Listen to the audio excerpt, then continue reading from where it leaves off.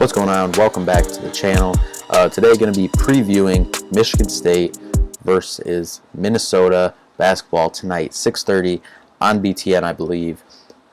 A pretty interesting game. Two teams with similar records in conference play. Michigan State sitting at 2-4. Minnesota 3-3 in conference play. Minnesota a better overall record at 12-5 compared to 10-7 for Michigan State. But two completely different realms when it comes to talent on each roster, and two teams that are kind of starting to head in two separate directions. We've seen Minnesota lose 2 in a row. Michigan State did just come off a 2-game losing streak before getting a 73-55 win over Rutgers on Sunday. But before that, they were on a nice win streak through the Christmas break and kind of got things rolling back in the right direction, looking like that top 5 team in the preseason. Briefly talking about Michigan State's 73-55 win over Rutgers on Sunday. First half was kind of just a back and forth slugfest. Nothing to write home about. Was able to close the half on a 6-0 run and then had a 19-0 run in the second half after Rutgers had briefly taken the lead. Tyson and Jaden didn't really look like themselves for most of the game. Tyson was able to still get his points for the most part, and Jaden was able to get a couple shots to go towards the end of the game to feel good. AJ wasn't himself in the first half either, but had a nice second half as well. Malik bounced back with a solid 15 points and was just solid all around on the glass, passing the ball, kind of just, being that senior that we need him to be if we want to have the close to the season that we want to have. Moment of the game was definitely Steven Izzo finally getting in the scoring column. A nasty move to the basket and one. Definitely the moment of the year in the Breslin Center. Maybe the last couple years, actually. I don't think I've heard it that loud in there. So now a brief preview of Minnesota. Minnesota, as I mentioned earlier, is 12-5, 3-3 in conference play. Obviously still early in the conference season, just over a quarter of the way in. They ranked 12th in offensive two-point field goals. Tried to lock in defensively in this game, as Minnesota has been scoring the ball fairly well this year. Junior Dawson Garcia averaging 17.4 points per game and 7.4 rebounds per game.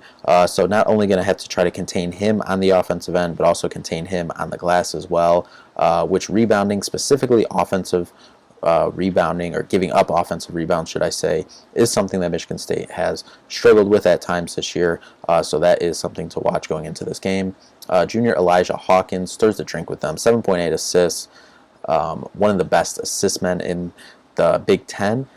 So trying to get up into him early and make life difficult for him on the front end would bode well for Michigan State going into this game to try to slow him and this offense down. Currently, though, Minnesota does rank 96 on Bark Torvik, and they do have this as a 77-63 win for MSU, which in theory that sounds about right given where these teams are currently at. MSU, even though sitting at 10-7, 2-4 in conference play, Bart Torvik still has MSU ranked as the number 11 team on the country.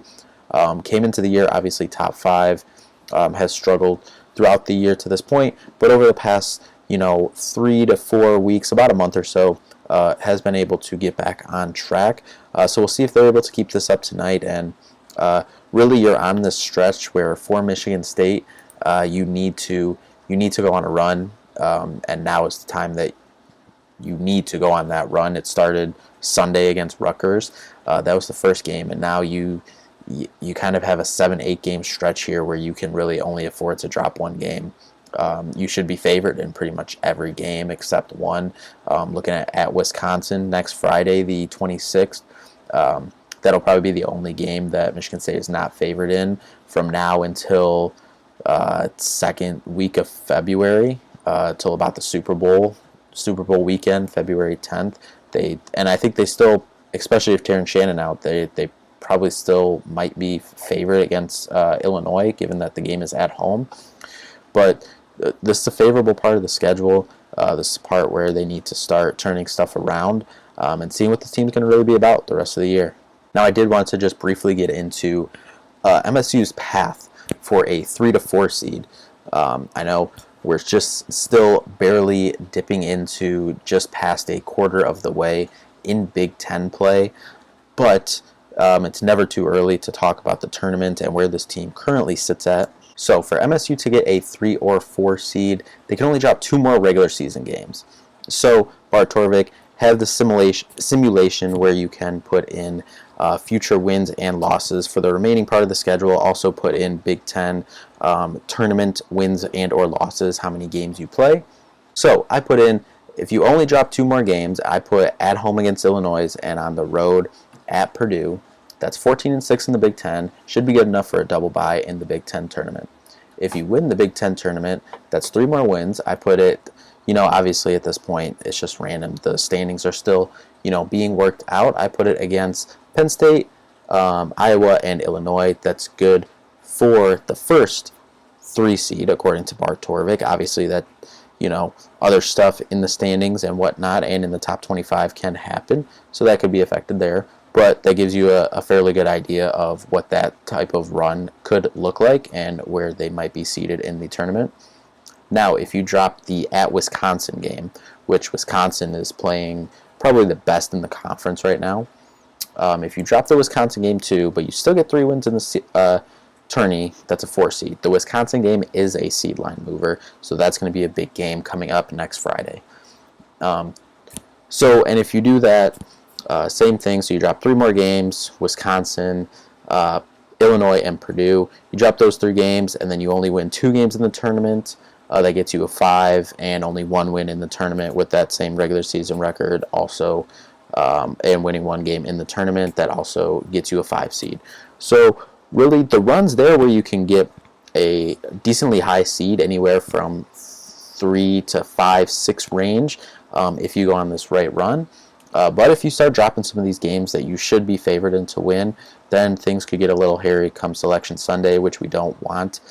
Again, we've dealt with that enough, kind of the last couple years, going into the last month, which isn't what Michigan State's about. So if we can avoid that, that'd be nice. So we'd like to just keep this rolling tonight against Minnesota, a team that you should beat at home. You're favored by double digits. Go out, handle business. Keep things going in the right direction, especially the way that college basketball has been this year. It's really anyone's. There's probably a good 8 to 10 teams that have a legit shot of winning it. But if you get to March, you're healthy and you're playing good, kind of like how our 2020 team was playing with Cassius, and even go back to 2019 when they made that Final Four run. If you're playing like that in March and you're kind of on a little a win streak, or you got everything clicking, and you're healthy, there's a good 8 to 10 teams that can win this, and I still believe Michigan State is one of those teams. Anyway, thank you all so much for watching. See you in the next one.